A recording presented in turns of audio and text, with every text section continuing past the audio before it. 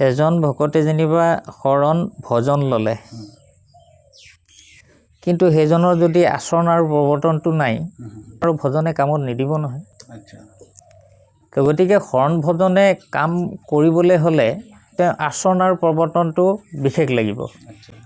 আচৰণ প্ৰৱৰ্তন নাথাকিলে কিন্তু শৰণ ভজনে কাম নকৰে।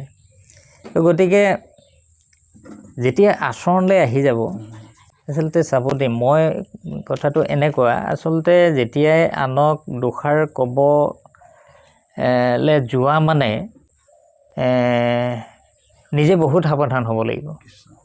কৃষ্ণ ভকতৰ কথা সেইটো। আচলতে আনক যেতিয়া উপদেশ দিব, তো গতিকে উপদেশখিনি সেইজনে মানিবলৈ হ'লে আপুনি কৰিব লাগিব, নিজে কৰিব লাগিব।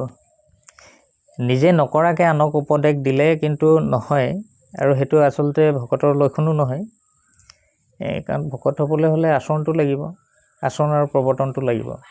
সেই আচৰণ আৰু প্ৰৱৰ্তন যোগেদিহে আপোনাৰ গোটেইখিনি বস্তু ক্ৰিয়া কৰিব। মানে নিজেই আগতে হয় বস্তুখিনি এপ্লাই কৰি ল'ব লাগিব। এপ্লাই কৰি ল'ব লাগিব।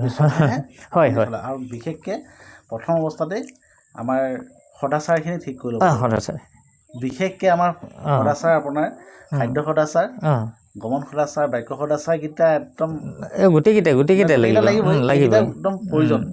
তাৰপিছত বাকীকেইটা আপুনি লাহে লাহে চপাই আনিব লাগিব। তেতিয়াহে ভকতৰ এজন ভকতৰ লাইনত আহিব আৰু। নহয়নে বাৰু? হয়।